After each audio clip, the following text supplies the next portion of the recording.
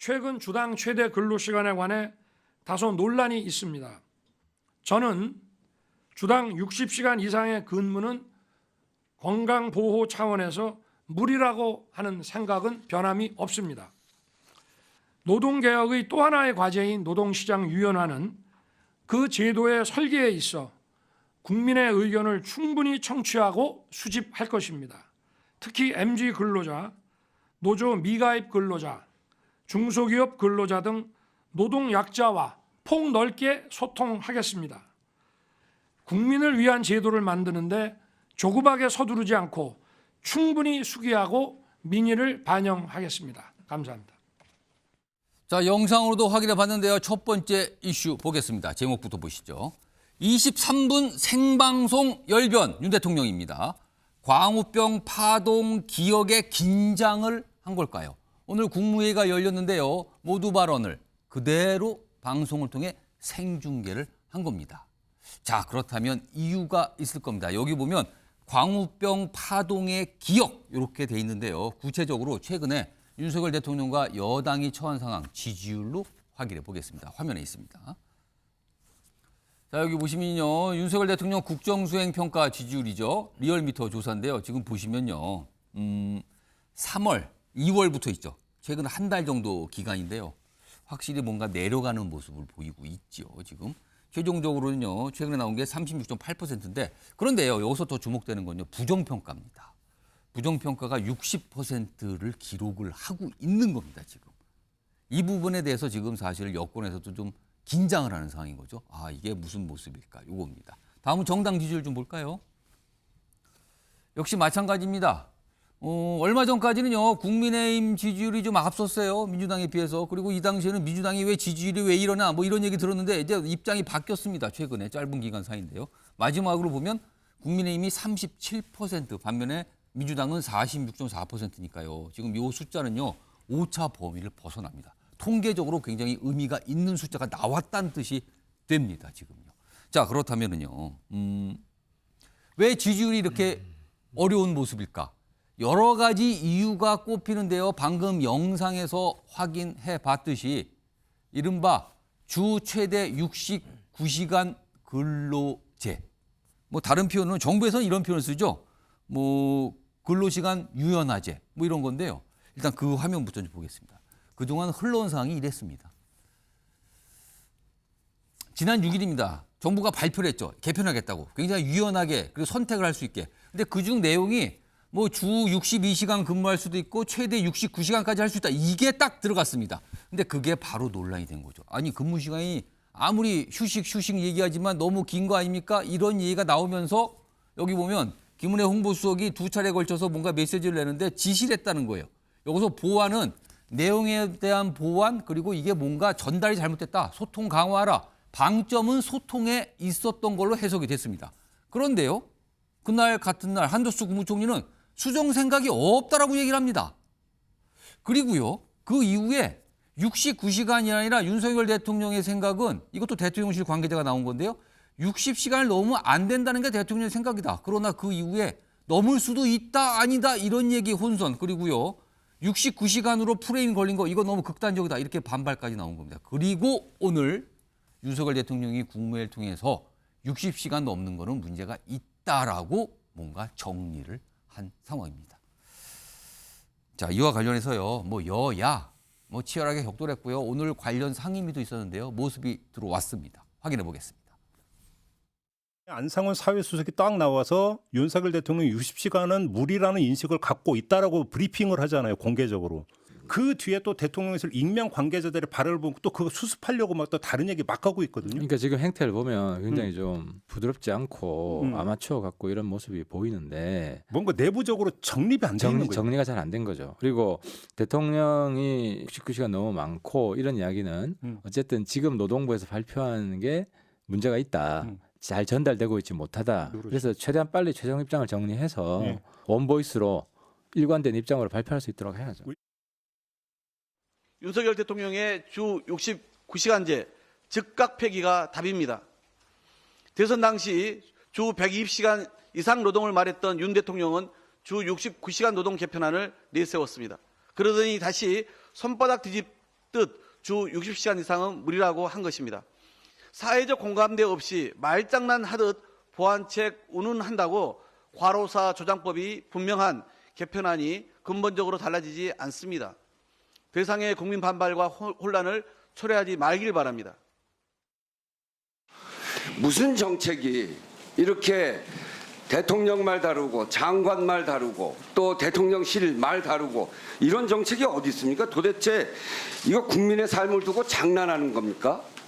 이거는 69시간 자체가 저녁이 있는 삶을 폐기하고 워라밸을 파괴하려고 하는 그런 정책 의도를 만들어줬고 기업의 소원 수리하느라고 그것이 국민한테 들킨 거죠. 69시간 곱하기 52주 마치 3120시간을 연중 일해서 과로사할 것처럼 한 법안인 것처럼만 비춰지고 있어요.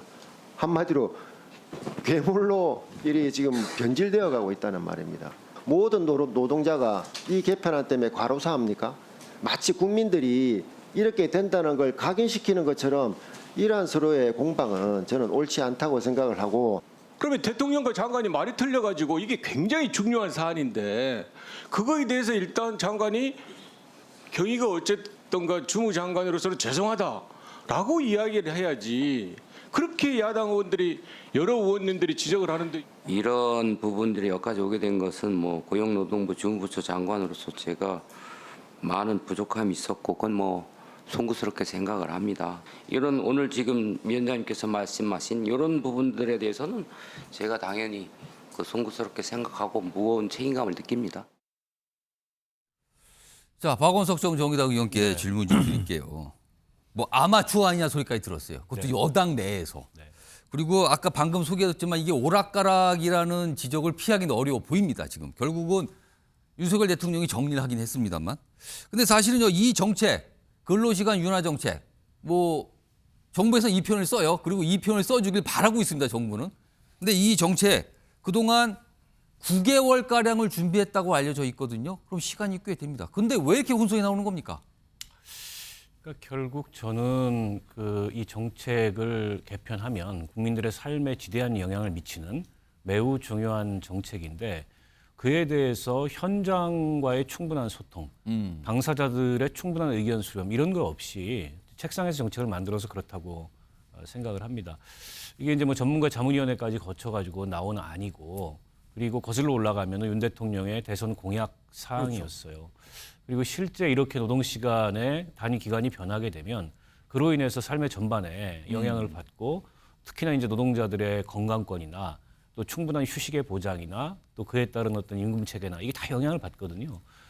근데 이런 정책을 만들면서 지금 나타나는 난맥상을 보면 정부 내의 소통조차도 과연 이루어졌는지 그러니까 이게 정부 당국자들의 이 정책의 의미 또 이 정책을 구체적으로 시행하기 위한 그 시행 방안에 대한 그런 의견을 일치하는지에 대해서 의문이 들 정도로 지금 이 난맥상이나 혼선이 심각한 거거든요. 그러니까 최초에 이 정책을 내놓고 여기저기서 반응이 오니까 뭐 총리도 나서고 여당 의원들도 나서서 MZ세대는 좋아한다라고 얘기했는데 이른바 최근에 이제 뭐 MZ세대 노조라고 하는 그렇습니다. MZ세대 노조가 있었어요. 그 노조에서조차 지금 비판 성명이 나오니까 대통령이 그 이후부터 좀 적극적으로 화들짝 놀라가지고 이제 대통령의 입장이 전달이 됐는데 이게 이제 기업 측의 그 입장을 자본의 입장을 지나치게 신경 쓰고 그 위주로 정책을 만들다 보니까 이게 대통령실이나 정부 관계자들 사이에서도 이 정책을 둘러싸고 이해가 일치되지 않는 거고 마치 그 대통령실의 사회수석이 나와서 대통령이 생각엔 이런 거다 이렇게 얘기를 했는데 익명의 관계자는 그건 대통령 개인 생각이고 상한 캡을 씌우는 건 바람직하지 않다. 거기서 나온 게 60시간까지다 아니다 이거였잖아요. 예, 그런 상한 캡을 씌우는 게 바람직하지 않다. 그러니까 오늘 대통령이 모두 발언을 통해서 60시간 이상은 과하다고 보고 상한 캡 없이 이런 제도를 시행할 경우에 여러 가지 무리가 따를 수 있다. 이렇게 교통정리에 나선 건데요.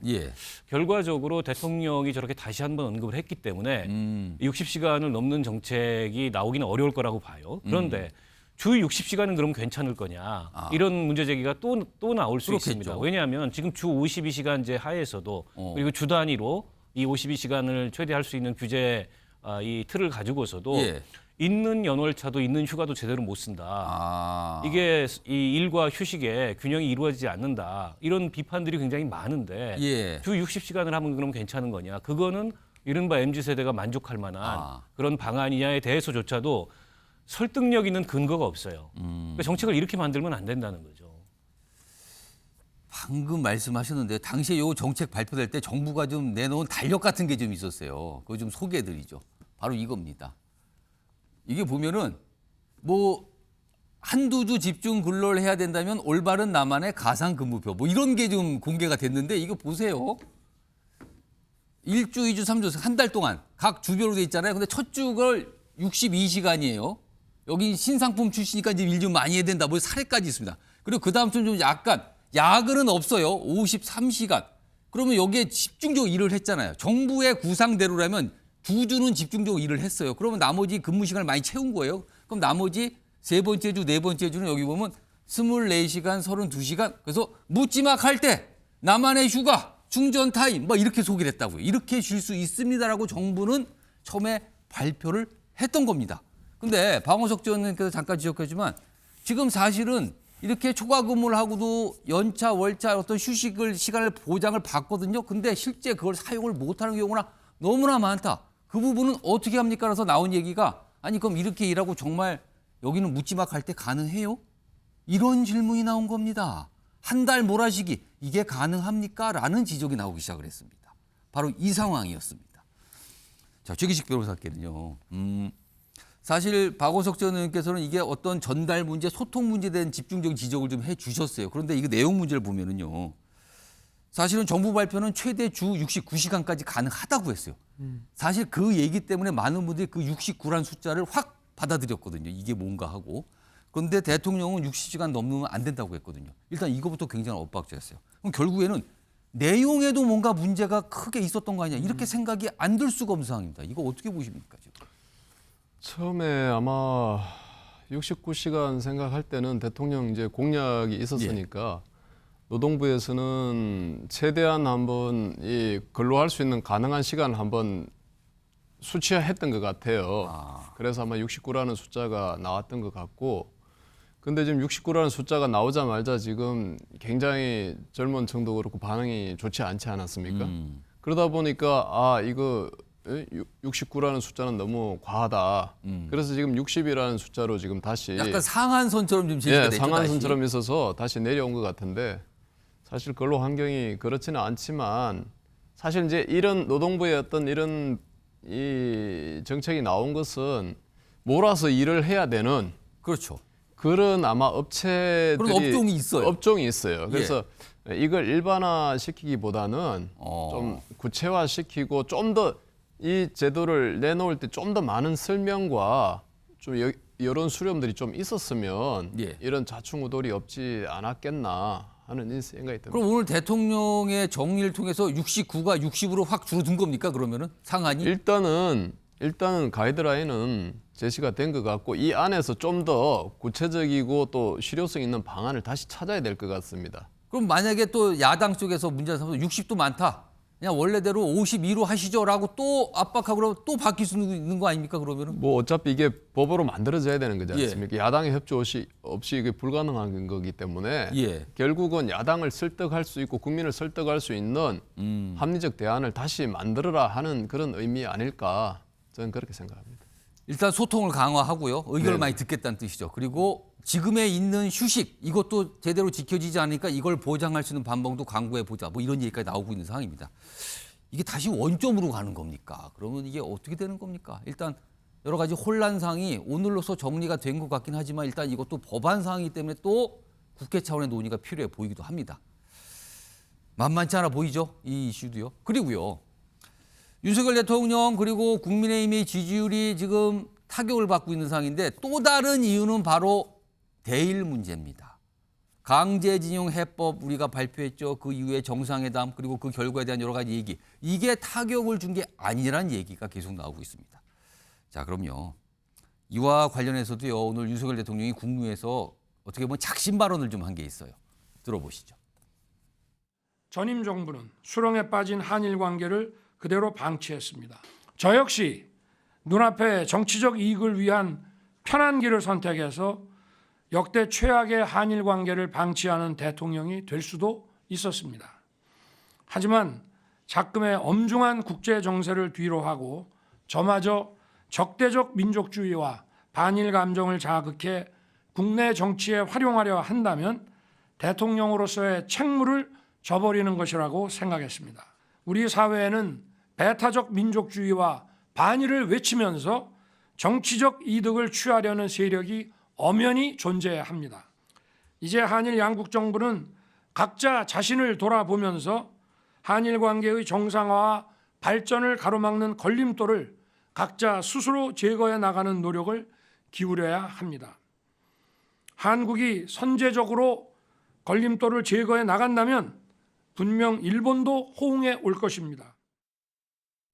전재수 의원님, 윤석열 대통령이 한 말 중에 반일로 이득을 취하려는 세력이 존재한다. 그렇게 판단을 하고 있다는 거죠. 민주당을 겨냥해서 한 말 같기도 한데 어떻게 들으셨습니까? 외교에는 우리가 흔히들 여야가 없다라고 이야기를 하는 거 아니겠습니까? 외교의 기본이 국익인 것이죠. 그리고 그 외교를 할 때 기본적으로는 구체적으로 주고받을 수 있는 구체적인 실익이 있을 때만이 외교가 작동을 하기 시작합니다. 나는 하나를 줬는데 아무것도 받지 못한다든지 아니면 3개를 줬는데 2개밖에 받지 못한다든지 이러면 기본적으로 외교라는 것이 성립을 할 수가 없습니다. 그렇기 때문에 외교는 굉장히 냉정하고 엄혹한 것이 바로 외교인 것이죠.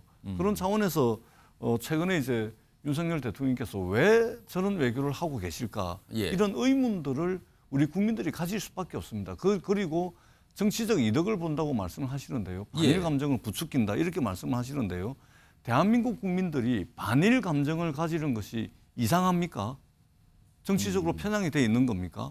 대한민국 국민들이 반일 감정을 가지는 것은 굉장히 자연스러운 것이고 역사적 산물입니다. 왜 그러냐면 일본이 지난 36년 동안 한반도를 불법적으로 점령을 했고 그리고 그 불법적인 점령을 통해서 36년 동안 우리 민족이 식민지살이를 했는데 그 식민지살이를 하면서 전쟁터로 끌려다니고 탄광소로 끌려다니고 위안부로 끌려다니고 그다음에 전쟁 범죄를 저지른 일본은 한마디 사과도 안 하죠. 배상도 안 하죠. 여전히 독도는 자기네 땅이라고 우기고 있고 과거사 문제에 대해서 완전히 내몰라라 하고 있는 거 아닙니까? 그러면서 텀날 때마다 야석군이 신사에 가가지고 신사 참배하고 야석군이 신사에 공물 갖다 바치고 있죠.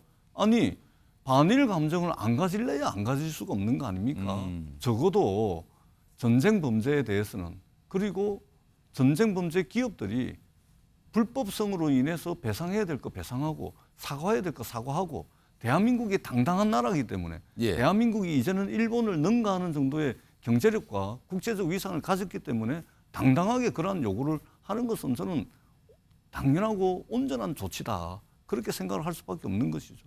오늘 여기 화면 좀 보겠습니다. 이 화면인데 오늘 국무회의에서 윤석열 대통령 발언 중에 전직 대통령 언급한 부분이 있는데 뭐 박정희 전 대통령 그다음에 김대중 전 대통령 관련해서 이런 얘기를 했었다. 김대중 전 대통령이 식민지의 35년으로 1500년의 교류협력 무의미하게 하면 어리석은 일이다. 이렇게 얘기했는데 그러면서 본인이 어떤 한 얘기의 결단과 관련해서 비교를 한 거죠.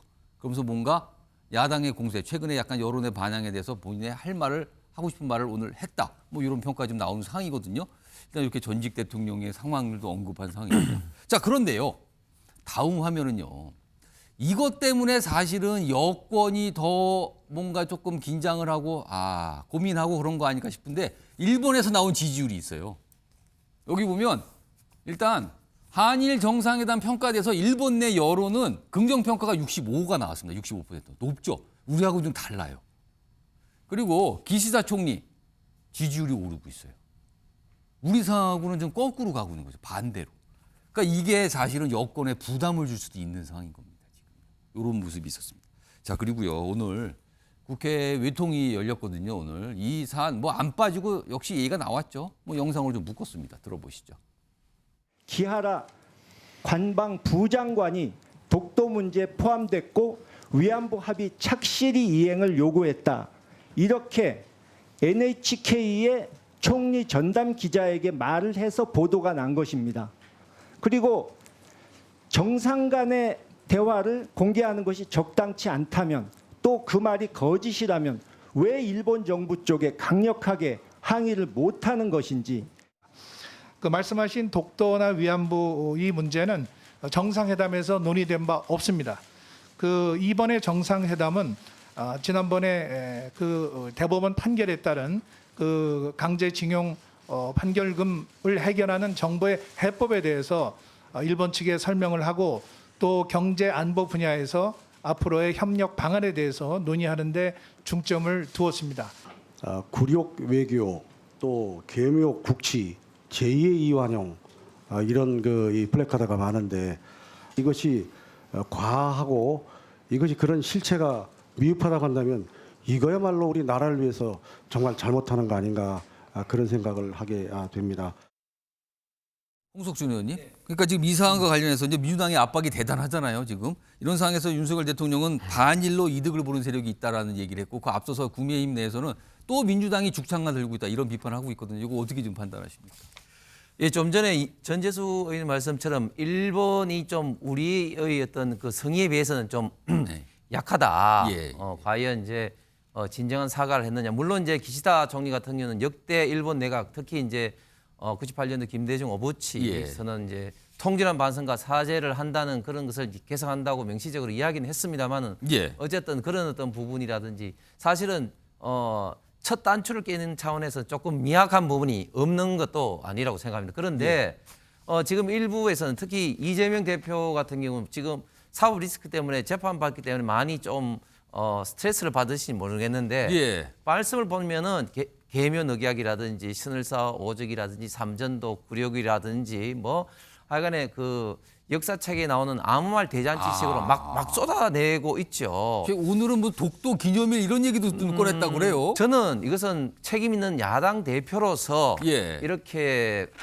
국론을 혼란시키고 특히 국민을 호도하는 건 절대 바람직하지 않다고 생각합니다. 냉정하게 이제 첫 단추를 깬 것이만큼 앞으로 이제 셔틀 외교로서 이제 기시다 지금 총리가 지금 5월 달에 지금 온다고 하지 않습니까? 오면은 또 그때 새로운 이야기를 하는 것이고 분명한 거는 지금 화면에 있습니다만 박정희 대통령과 김대중 대통령이 이런 결단을 함으로써 한일 관계에 있던 새로운 미래를 열었듯이 지금 그러면은 우리가 이 시간에 지금 계속해서 문재인 정부 5년 동안 그런 것처럼 한일 관계가 꽁꽁 얼려 있으면 과연 누구에게 좋겠습니까? 사실은 일본은 여전히 우리나라보다 인구가 2.5배 많고 또 경제력은 3, 4배 큰 경제 대국입니다.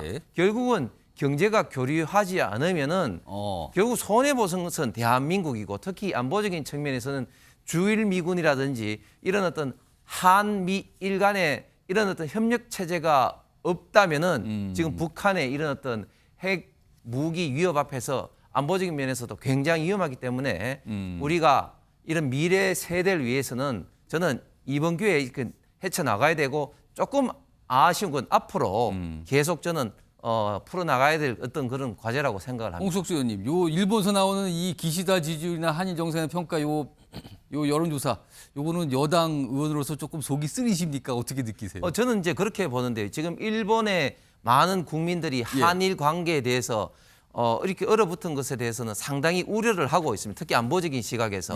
그런데 어쨌든 기시다 총리가 이렇게 풀어나가는 것에서 이제 좋은 지금 현재 점수를 줬고 저만큼 우리가 이제 올라가야 되기를 저도 희망하지만 저렇게 일본 지지율이 올라가고 그런 또 반대로 우리는 그만큼 또 내려가고 있단 말이에요. 그거는 지금 볼 때는 반드시 반비례하는 상황이 정상적인 건 아니라고 생각합니다.